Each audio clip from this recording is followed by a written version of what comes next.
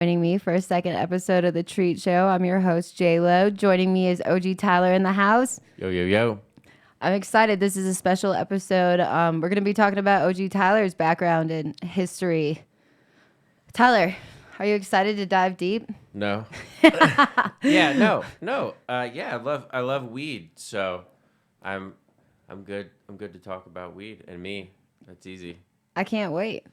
Well, before we get straight in there, because Thanksgiving's coming up, do you have any like special plans or anything for? Oh yeah, doing a little Friendsgiving with some homies. My homegirl Emily, that runs some sales at Binsk.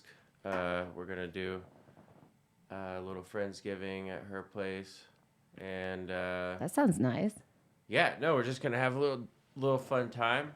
Man, I've always wanted to have a Friendsgiving, but I've never had friends, so it's always made it tricky. Oh, you have tons of friends, man. What are you talking about? Good Lord. Oh, No, yeah. I like Thanksgiving food for sure. It's my type of thing. really? Like, are you a gravy man? Are you like a stuffing? See, I like turkey. I like that, like the white meat turkey. Oh, Yeah. you're straight for the white meat. Yeah, I like the white meat turkey, and then I like mashed potatoes, heavy mashed potatoes. It's wild because I like the gravy on the mashed potatoes, but over the years, it's really strange, but ranch dressing with potatoes is kind of not bad. I don't know why. I want to try this. It's pretty okay. And when I lived in the South, I had friends that would do that, and I never could understand it then because I was a gravy guy, and I was like, I want my gravy on my potatoes. But speaking of the South, where were you originally born, Tyler? I was born here, In Colorado, Denver, Colorado. Denver. Dang. Yeah, I was born in Denver, and then moved to Tennessee when I was 5. Do you remember like anything? I know you were so young, but do you remember like the weather or like something distinctive when you first moved? Yeah, I remember traveling through Kansas for sure. That's the first time Kansas has ever heard that statement. Yeah, probably. Yeah, no, because I was like, when I was young, I watched like The Wizard of Oz. Yes. And so then I put the relation of Dorothy in Kansas and was like, oh, that's where she stays at, Yeah, I want to stay there too. Maybe. No. I don't want to get blown away. But no. I remember lots of different things from that time period. But, it was fun to go to Tennessee because it was a different atmosphere. I definitely remember people with accents. As soon as I got there, I heard people with accents. Was like, wow, that's kind of strange. But do you think that you have a little bit of an accent? Not now. Really? Not really. Oh, well. Okay? So how long were you out in Tennessee? I was out in Tennessee for. Man, five till 17. Wow. Yeah. What was it like going through your teenage years there? I guess like in comparison. It was good. There was a lot of so when I was young, like the thing in Tennessee is you play music, Yeah. So that was what I was really trying to do, was play music, and you have a good time with your band friends. You know what I mean? Like you experience a lot of things, like going from a small city and then traveling to a big city maybe to play a show or something something like that. Like uh, it's just the small town vibe is cool, um, but you also it there's not a lot to do, so you kind of get in trouble, especially when you start to like pick up doing smoking weed or like whatever.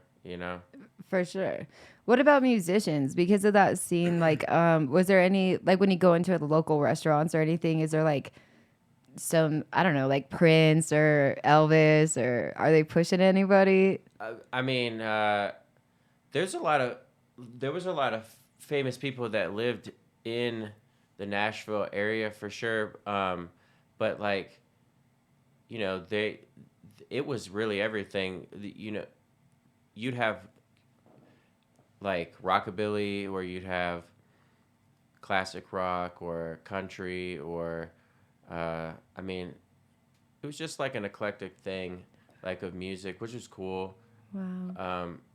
Yeah, where I lived in Tennessee is where Jimi Hendrix was stationed in the military when he was doing that thing, and uh, yeah, it was cool to kind of be in a place where he was, Ah, or had been, and everybody's like, "Oh man, that's so cool," and like there was a place where he had bought a guitar, in the city, which was cool. what a special energy. I bet that like even still holds there.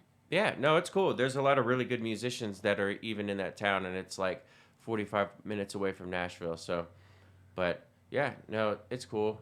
Did you ever get like with cannabis and stuff out there, I guess, at those ages, like what was your first like smoking? Were you in Tennessee with your first smoking experience or Yeah, I was playing in a band with some guys, and I was like 15, wow. and they were maybe a few years older, um, and they like had me stay the night, like, and like they made like a bong out of like a Sprite bottle or something like that, like like super janky and like whatever. But and at that time, I had never smoked anything or inhaled anything, so I didn't even know how to really like do that, Yeah, I know what you mean. or like really. Um, so at that point, I did it, but like didn't get high. It's like you hear people say that like, yeah, I smoked for the first time. I think it's just because I didn't know how to Yeah. smoke, period. But the second time I smoked, I actually got high. I came to Colorado to visit my sister. Uh, Your sister still lived out here?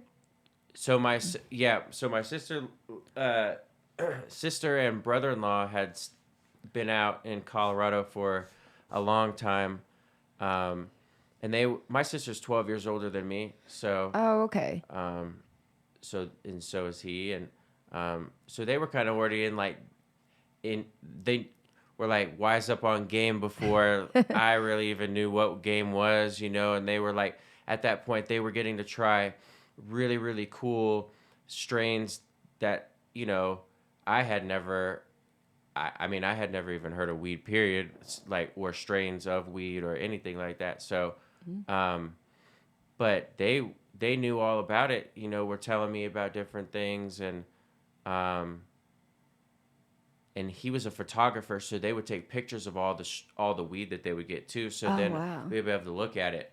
They'd be like, "Yeah, this is that, or this is this," and it was cool because, like, at that time, I mean, I'm 15, years old, and they're telling me about all this stuff or showing me this stuff, and like that's 2005.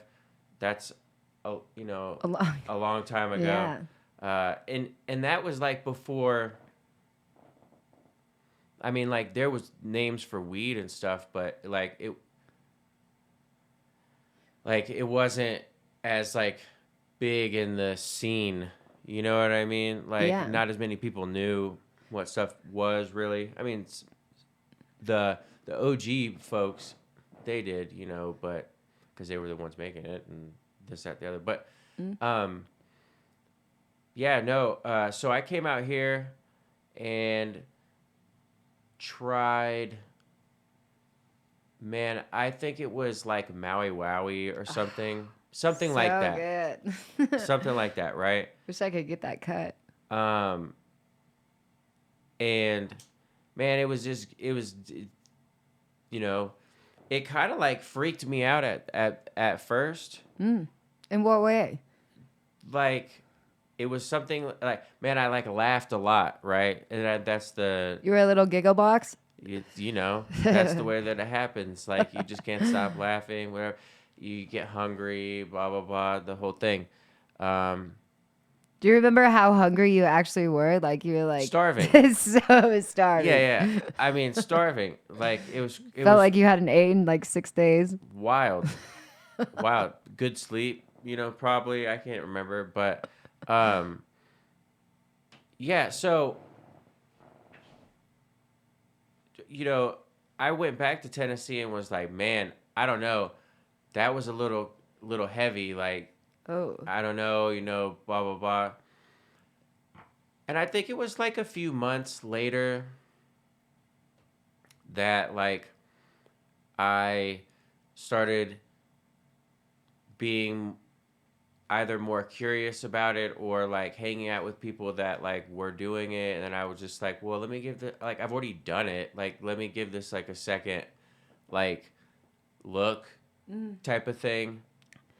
And so just kind of like started smoking with my friends, and you know, had a really good buddy that, you know, I felt like kind of comfortable, and he was like, you know, cool with all the people that like were maybe had weed or whatever. So, you know, it just kind of worked out that I started smoking again, and it was crappy weed, but you know. Do you remember the like seeds and stuff ever being found or like anything that you were like I mean, the seeds were everywhere in the weed. yeah, do you remember the Yeah. days that you were sad though about it? Like Uh, or were you guys real happy when you'd find seeds? n- uh, Nobody was. I don't think at that. Everyone was so young. Like, you didn't really have a purpose for the seeds. I mean, you could have them, you could throw them somewhere, you could do something like that, but like you weren't really going to be able to like tend to them unless you had like super hippie parents or whatever, and that Yeah. really wasn't a thing in Tennessee per se that I knew of, or you know, that I had friends that were open about or whatever. So um it just seemed like, you know, if you could find weed that didn't have seeds, you know, that was like key. Primo. Yeah. And then but so getting into that, like you smoke a while, um, you, you know, if you wanted like really good weed in the South at that time, they would call it dro. Um, Dro? Dro. Oh, like for hydro? Or what was Yeah, that for? for hydro, and it would just That's it cute. would like be like a like a like a difference in from like just smoking Reggie basically. You know, it was like the way to kind of separate the two. You know. I think that shows right there like how the market shifts so dramatically because like now people go in and they're like, unless it's organic, like it's got no terps, it's got no this. And it's funny that like back then, like you're saying, hydro was like the cream of the crop. Shoot, like, and people were probably dumb too. Like, you know what I mean? They were just like, Probably fucking that shit up. whatever. We're in Tennessee, and like people say like, you got that dro, and you're like, whatever, you know.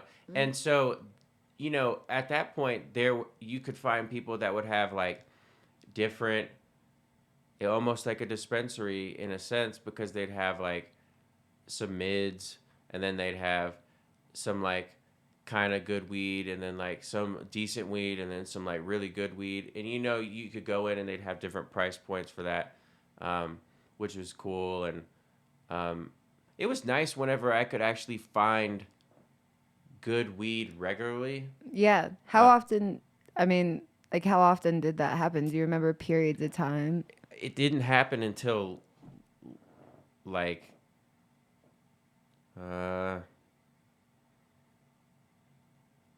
maybe like 17, something like that, somewhere around that time. And then 2007. 2007, I could find like good weed uh, that someone was getting from Nashville, that bringing it back in, and it was fire. And that was the first time that someone had said that I could really remember. I think someone saying this is like a name brand weed, like Yeah. this is like has a name to it or something.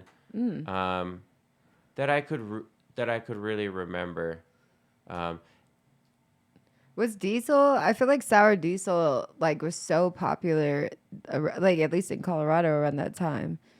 Was it like? Did you see diesel back there? so I had never seen uh, diesel, uh, like a sour diesel or anything like that until I got to Colorado. Wow. Um, because also like you don't even know like when you're that young in at that time, unless you were reading High Times or something like that, Right. like you didn't know what you were really looking for. You were just most people were just like, hey, I need like weed, or I need good weed, or I need something, like most people weren't really like seeking out different strains. I feel like in a place where it was like heavily illegal type Y- of thing. Did you always like? I guess how did you shift into working in the industry from that transition? Man, well, I just had like a big passion for cannabis, and so my family. Well, so it's a Yeah. it's kind of back and forth. So when I left and came to Colorado when I was 17, and then was kind of had my first experience with like actual really good weed. Uh, well, not like really, but when I had smoked that Maui and those name brand weeds in Tennessee and things like that, that was like I had fire. I had fire. That's what I was really trying to do, was always seek out fire weed. There, Right from the gate. after I could find fire or Hmm. knew what it was, I was like, dang, like let's just spend the extra money on this, even if we can't get more of it. You know what I mean? Absolutely, yeah. Um, Do you think that like your sister and her husband like showing you like after like your first or yes. like Yeah, if I hadn't seen good weed, I would have never really been so really like wanted. Like I don't think I would have been. It wouldn't have been something that like really clicked with me, and I was like, "Dang, this like." If I'd have just seen crappy weed forever, yeah. or like never really gotten to see good weed, Mm, then I may have not been so passionate about it. But seeing it and being around it, like really in the culture, and like at that, it was like something that I was like, dang, this is kind of like what I like it seemed like organic, and it is organic, to the people, yeah. so um yeah, so when I was uh 18, I went back to Tennessee Okay. and kind of like took a little break from smoking just for a little portion of time, and was trying to just like move and do some things, and uh, just get healthy and like work on me. And then I had a buddy who was able to plug me. Um, well, he was plugging me with this really good, like, it was like AFGU. Um, and it was fire. And I don't know where it was really coming from, but it was coming from somewhere in the South. Wow. AFGU is so good. It was so heavy at the time. Out of all the strains, it was like the only like It was great. punch. It was great. And I had it in Colorado as well, but it was fire. And I was also going to Nashville because my buddy lived in Nashville and he was going to college there. So we would just like party all the time on the weekend and do the thing. And he knew some really good people to get fire weed, and we would get that. That was the first time. Man,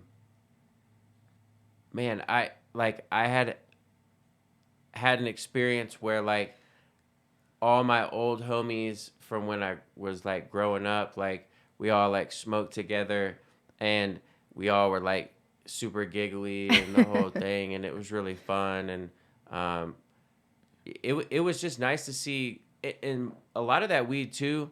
Some of it was coming from Cali, some of it was coming from like being grown in state, which was nice because it was coming in mason jars, and like you knew somebody was like really spending time on it. Was it outdoor cultivated or indoor? It was indoor, Wow. to my knowledge at that point. I mean, that's what I would have assumed, and I would still assume that. But I mean, at this point, you never know. But I don't think it was outdoor because it was just too good. too pretty, you know. Wow. But yeah, no, I mean, that was the first time that I smoked headband. But it, God really knows if it was. But I remember that specifically. I bet that was actually at that time. I feel like that was a super sexy strain at the time. Yeah, Like, I mean, it was 2009, so I don't know. But whatever the case is, you like, liked it. yeah. Do you remember any flavors that? No, it was. I don't even. I'm trying to think. I don't even know what I'm trying to. Now I'm getting my dates mixed up here. It's okay. I'm the one. It happens to the best of us. I'm the one trying to make sure my dates are on track. It was. Yeah, I don't know, but I was. No, you're I cool. was 19. Yeah, it was really cool, but fasting forward. Yeah. But not really. Mm-hmm. I got to Colorado. I got back, so I went to Tennessee and then came back to Colorado, and basically, like, went to Fort Collins, which was kind of lame. That's fucked up, Tyler. Yeah, it was lame. But I had my brother-in-law's brother was there, and he was growing weed, and so he was like sending pictures to like all the friends group. And, you know, when I was in Tennessee, I would see him, and I'm like, dang, like, this dude's crushing it, like, you know, blah, blah, blah. And so when I went out there, I started, like, helping him, not knowing what I'm doing, just kind of, like, whatever, like, you know, if he's, like, fill up buckets or, you know, put this much nutrients in here or Mop whatever. that floor. Whatever. No, he had, like, a big tent set up. That's nice. But it was cool. And that's where, like, I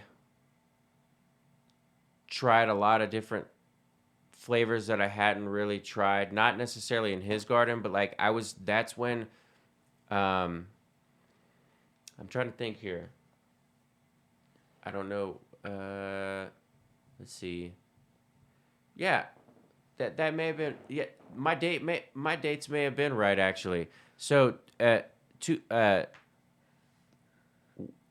basically when I was 18, um, which was 2008, I got my med card.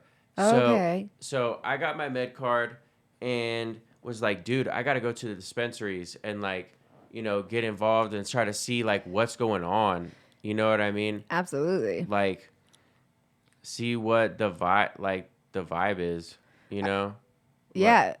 Eh, and, yeah. So strains wise, like, do you remember like just seeing like the variety though? Like, what your first thoughts were when you like just seeing more than one or two options on the shelf, or was it like that? yeah, no, it was wild. It's almost overwhelming because you don't know what they all are. So you're just kind of like, whoa, I don't know. So that's when really like smelling came into uh, into effect because you could kind of pinpoint like, at that time, I liked fruity things because Oh, I don't know, like whenever you would like roll a joint or something like you would like dry pull on it and it would just like taste fruity and like it's kind of cool. Like I had never had like OG at that point. Um, so like the diesel that I had in Fort Collins was like I think like the closest thing to that, or like oh, I could see that. my brother-in-law's brother became really good friends with this dude named Hillbilly, and he like I think he bred some like 303 Kush or something to that effect, or The so, Coal Creek Kush. no, it's like some type of I don't know, it's some type of white thing. Oh, okay. Um, but yeah, this dude. So I had like tried that, um, but I had never really tried like OG Kush. Yeah, like a The true. one. Yeah, Um, so delicious. so I was doing that and trying different strains and blase, and that's pretty much. And then I moved to Denver and got a job in oil and gas. Wow. Uh, and so that was really the move for me for that point in time. I was like, you know what? I'm gonna smoke, uh, on the side type deal. But like my main focus is just gonna have to be oil and gas because like all these like other crappy jobs that I was doing, really wasn't, Yeah, you know. paying the bills. Yeah, it's kind of yeah. So I did that, and I was just trying different dispensaries. Do you Um, remember any? yeah.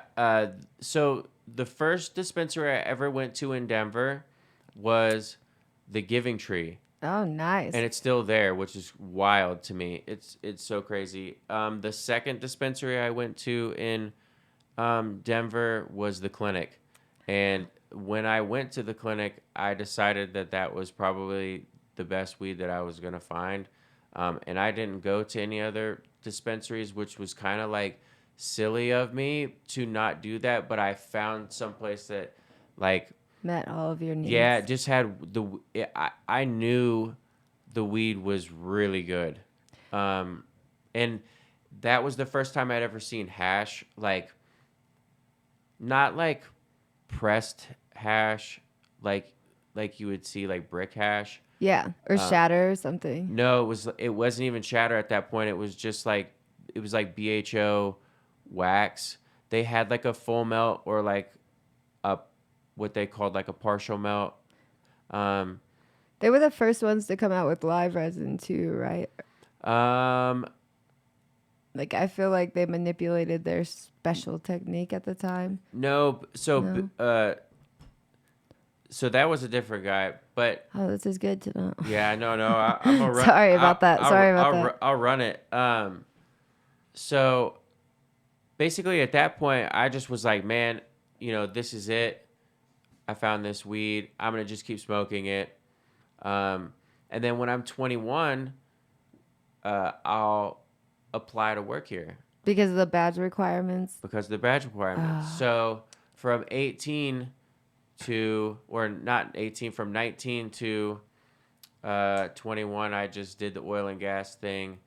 And then as soon as I could work at the clinic, I started working there and had already developed a really good relationship with the people. Because I would like come in there and I would like, money was tight. So, you know, I would come in there and like spend $20 a day, but I would like break it between weed and hash. Oh, nice. So I could like, Instead of food. yeah, instead of food, basically. Yeah, basically. So basically, then I could like top my bowl with BHO or I something, see. something to that effect. Be able to do something like that. Give it that extra kick.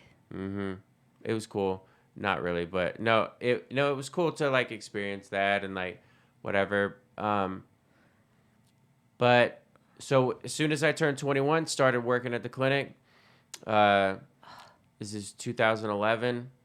Oh, wow. And Back in the day. back in the day, I'm kicking it, doing the thing, um, just learning about a lot of different weed.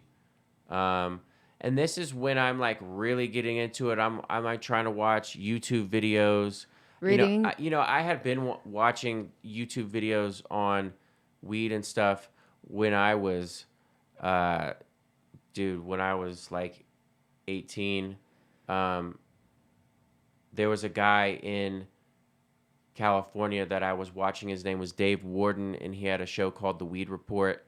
And he would go and kind of review different strains that he would go to in California. He would go and get different strains and do the thing.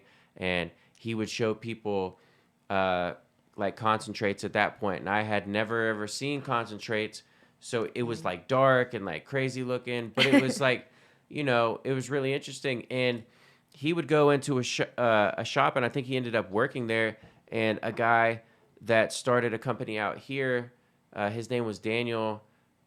He was like the hash tender or whatever it was, Oh, basically. okay. And he started Top Shelf Extracts out in Colorado, which was really cool because it was full circle, on the whole thing. But anyway, so you know, 2011, we're hustling at the clinic, we're doing the thing. They were winning. They had won like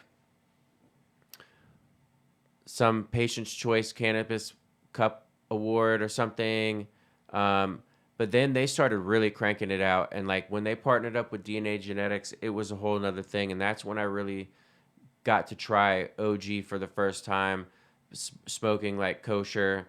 God, I love kosher. That was, Still one of my favorites. that was the thing. Like they had a Rascal, which was really good. Rascal OG. And Yeah, I forgot about that. it was fire.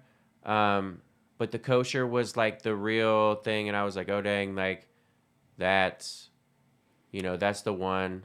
And that's when we were doing the thing, and like that's when I made my Instagram when I had smoked OG and was like, that is the one. Like that's the only one, So like good, I know. that's it. Like that's Serious love. yeah. So but I will never forget, like we're running the Stardog Guava, and we have the Tangy, and we have the kosher, and we have like this like it's a bubble gum that they called Bubba Kush, and they had a bunch of different strains, a bunch of really, they had like a strawberry cough, and they had a bunch of stuff. And I'll never forget this guy coming in, and I was bud tending at that time, and he said, "Hey, have you ever heard of a guy named Pie Guy?" And I said, "No, I don't know. I don't know who that is or whatever." And he's like, "Do you know what the cherry pie is?" And I was like, I had seen like Wiz Khalifa do like some he was doing like YouTube vlogs or something, and he had mentioned like smoking cherry pie and Girl Scout cookies, and I was like, wow, uh, that sounds really good.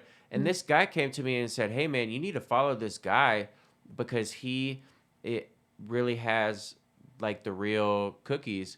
And I was like, okay, well, and cherry pie and the whole thing. So I started following him, and man, sure enough, it was like another type of weed that I had never really seen before in my life, and Mm. because I had seen so much, Yeah. and And that vast variety of yeah, strains. Yeah. yeah, and I'd seen all DNA stuff and like all the other stuff that was around and like whatever, and like nothing was like super like what you had OG and you had like You're like, some other sativas and you had like diesel or you had chem or something, right? But like um I just had never seen weed like that. So I kind of really like pinpointed in on that. And that was where my real, like, I think obsession for weed really, really started was like trying to figure out, like, how can I get this? mm. It just looks so um, amazing.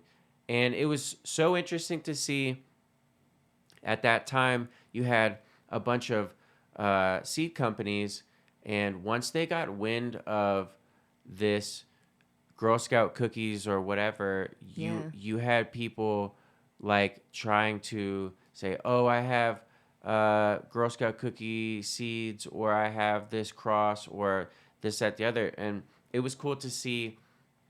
They had like a group of people. It was like Jigga, Pie Guy. Uh, they had Flux Capacitor, and then like Sherbinski and like Burner, and so it was like Nice. that this little crew, and they would literally go to events and then shut people down.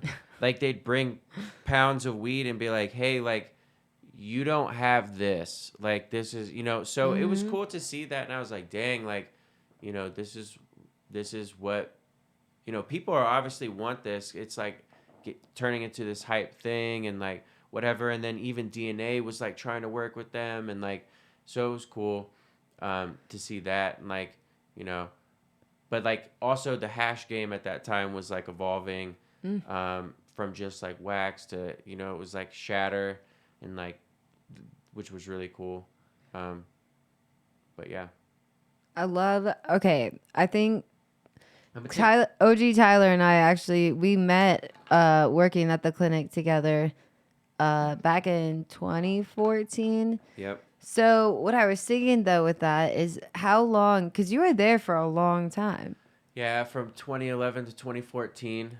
That's a good run, especially in the cannabis industry. I feel like. Yeah, you met my homie Nelson, who started the lab that the clinic had. They had their like division of concentrates basically, and so he had started this um, really cool uh, like MIP, and he was doing like grow like kind of like R&D work on grows and different strains for them. Oh wow, Um, but he incredible. he he left um, to go work with Be Real and their crew Oh. in California, which was really cool. So he got to see a lot of the strains that I was telling him about. I was like, hey, blah, blah, blah, blah, blah. And he was like out there working with them immediately, which was super sick. Um, but at that point, they had one of our friends, Elias, Mm. kind of like come in there, and they kind of like changed up the lab a little bit. Had some other, they had a guy named Mike Chacon come in there. They had some good extract artists come through, and they had learnt about live resin through Kind Bill, um, and he kind of was doing his version of it, but they took it to another level and like got Giddy Up from Emotech, and they did it through the closed loop. Yeah, I remember when they first. That was like a what $250,000 machine at first. I don't even remember. It Like was expensive it for was sure. so expensive, It was nuts, and but it was very impressive at the time. it was wild. And they did. So we had gotten at the clinic. We had gotten a cut of True OG from Elemental Seeds, and they like changed the name. I don't know why, but they changed the name to like 303 OG or something. But they ran that. It was like Giddy Up and Elias and I don't remember whoever. I don't know how many people you really need to like run a machine, but you it was It cool. was a good squad. You know, so they ended up winning first place overall. It was like I think it was the U.S. Cannabis Cup that they had won like for hash, which was really cool. The clinic was crushing. I remember at the time they were considered like one of the top dispensaries in the state for quality, even with flower and strains, like you said. But it's funny now because they're, it's not funny, but to see where they're at currently is like, I heard that Yeah, they sold all their locations to Live Well, which is cool, but it is cool, you know, progressive for them. at the end of the day, man, like it's tough, and um, if you can't manage like the relationships that you have with people well, it's tough to like really move in cannabis. Like you got to kind of be like really moving with people and like really trying to like better the scene and not just get stagnant and not, you know, the whole scene. Yeah. But it was cool because at that time they were pushing it and doing really cool things and had a lot of stores, and they were able to like mass produce live resin like that, like live resin batter, like it was crazy. Like it was wild. But Tangy, remember how loud like and at that point I had never gotten into other brands, and then you came along and was like, hey, try this 710 or try you know, like Green Dot. I feel like in 710 were like my favorite before the clinic, but then you got me to try the clinic because I remember going there and be like, I'm not smoking this. And then you got me to really like. Yeah, no, it was good to get out and like actually try other brands, and that's what I was trying to do with like try Top Shelf and try TC and try 710 and try TC Labs. I haven't heard that name in so long, and it's sad, honestly, to see that they haven't been in the game for. I think they went out of business in 2016. Shoot, I can't even remember. 15, yeah. They definitely went out of business. They were great quality as well, though, in strain varieties. There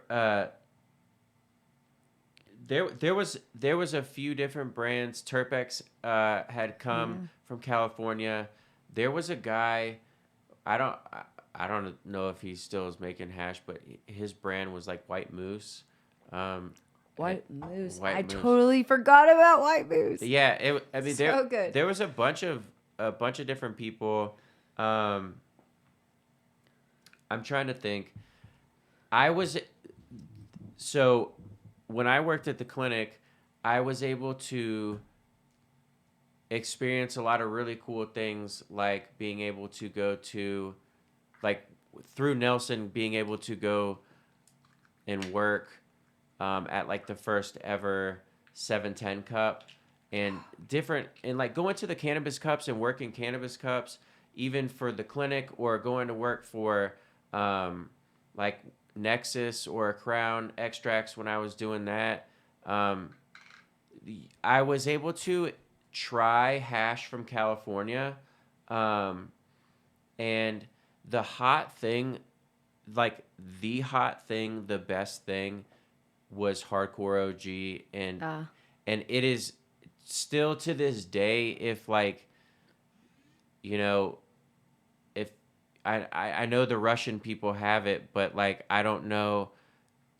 like the Russian Assassin Boys, I don't know if like it's gotten around to a ton of people or what the case is, or like if a bunch of people have it, but that strain was the fire, and they also had the Paris OG. Oh, I love the Paris too. So fire. Um, and so when I was able to try that, I was like, dang, this is stupid. Like, this is the best thing. If if I can like try to get that, like that's what I want. Um, and was able to like acquire a way to get it, and that's what I would like. That's what I would like religiously smoke, for I would like baby dab, as much as I could. Like, it was just a fire. Like, if I could get it, it was just so expensive. It like So expensive. at that point, they were like charging like $100 a gram or something, and it was And you just could smoke it in like a dab if you really wanted. yeah, it was tough, but um, in Colorado the hash scene um wasn't like that good. You know what I mean? For a long time. Yeah, it was pretty sad. It was kind of sad. And so basically after I left the clinic, I went and worked for this girl. Shout out Harvest Honey. She let me come work with her she was like setting up a bunch of different dispensaries and like managing them. Um, so I just went out and like bud tended and like kind of got my feet back wet with like different product and like what was going on, and like it was like the humble thing, like humbling, like you get back doing that thing, and like um, and then I left there, met some really good people, some really really really good people. I left there and went to Mahatma, and I was Nice. like, hey, I want to learn how to make like hash, so I'm gonna do that, and worked with um, some also like hardworking folks um, at Mahatma. It was just the three of us, uh, and then we brought in a fourth who is one of my best friends still to this day.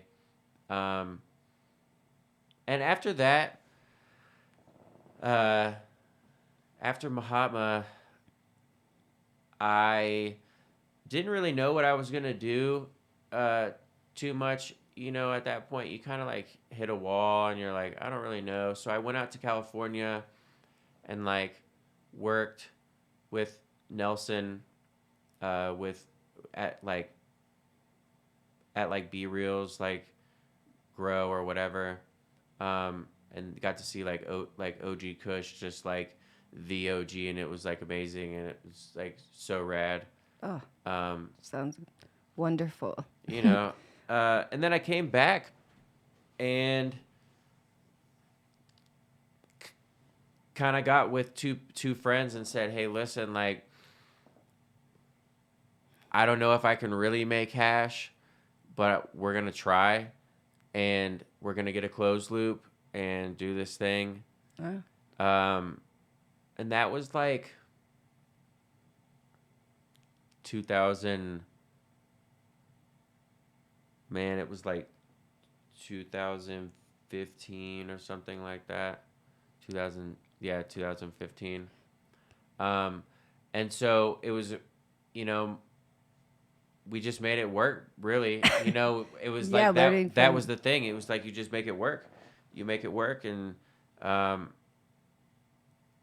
was able to run some really good strains in concentrate and really learn a lot about that process, which was really fun. Like working at Mahatma, that was the wake up call. But like doing it yourself, and Yeah. like everything riding on you, and like if you trip when you just poured your hash um, into your parchment paper, like dude, you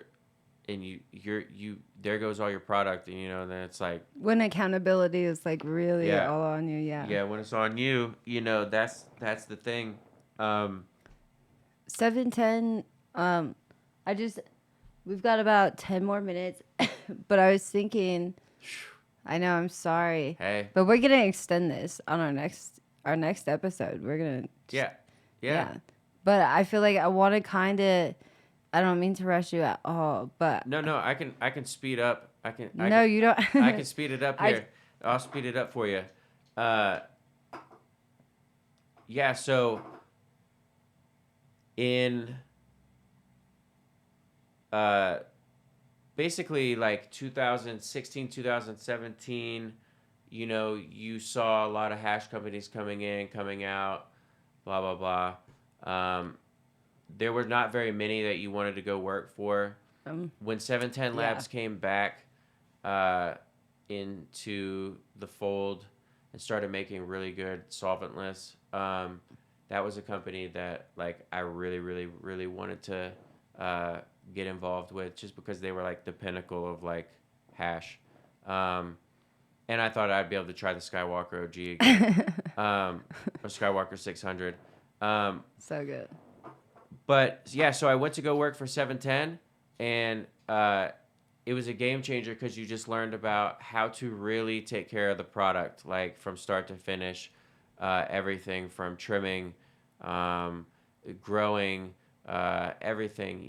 It was washing the hash. It was a really great experience. And strains, I feel like 710 definitely values a variety of strains and Yes. OGs. And Oh, the Skittles. That's God, so good. I had seen the Skittles online.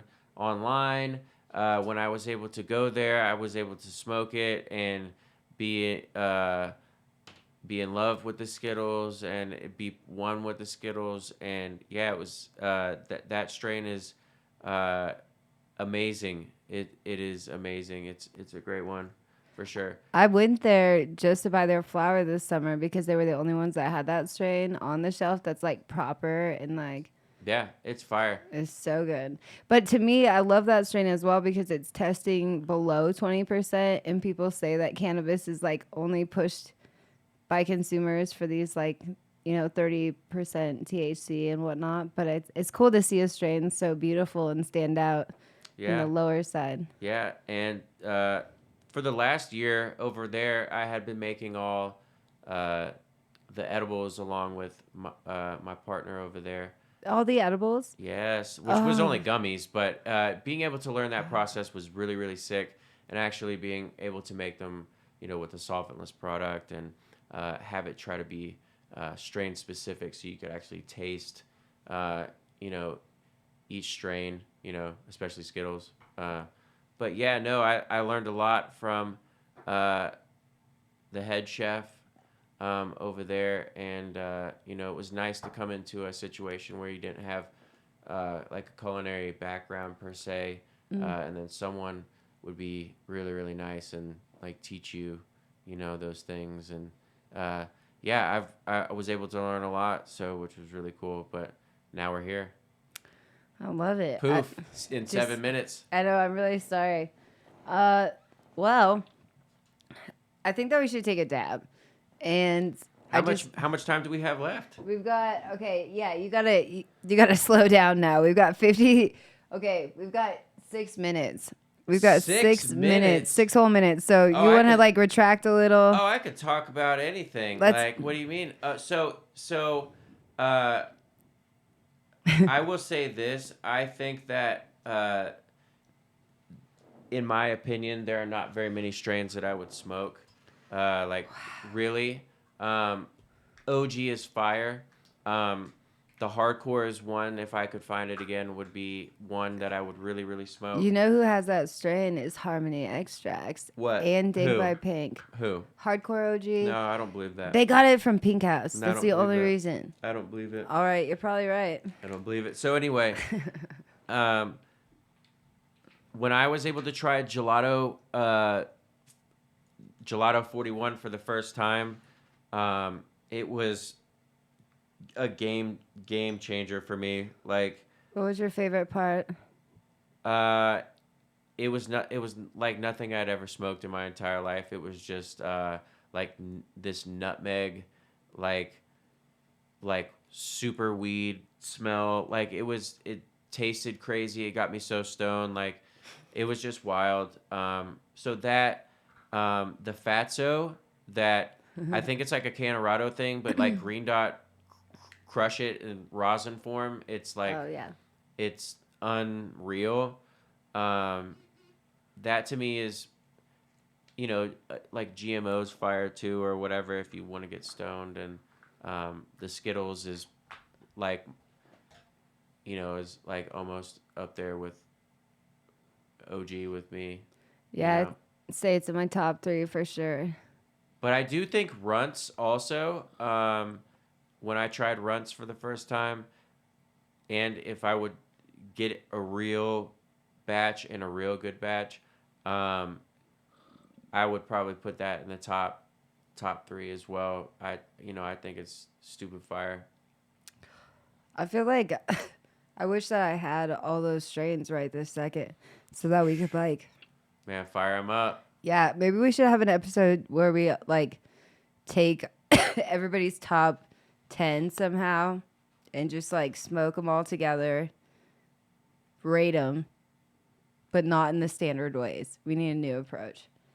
Yeah, there are a bunch of brands that I'd love to try. Um, That'd be cool. Just go get everybody's stuff to compare. yeah, yeah, for sure, and do a really good burn test. You know, Ooh. it's crazy. Like, I don't even smoke weed like that anymore, really, because there's not good weed to smoke. So, um, yeah, Sorry, that was just you're so dying. sad. You're dying. It was just so sad how you said that. No, it's true though. It's true. It's hard to find, but it's out there. Out there. Okay, wait. We need to know what is your favorite holiday out of the year? Favorite holiday out of the year? These are like bad date questions. Sorry. It's okay. Do you want a different one? No, favorite holiday. Well, I guess Christmas. Because the lights, but I don't like the weather. You know. I'm dying. Sorry. Is your birthday a holiday? I don't know. I feel like that's like the biggest holiday. Yeah. Christmas is nice. The lights are beautiful.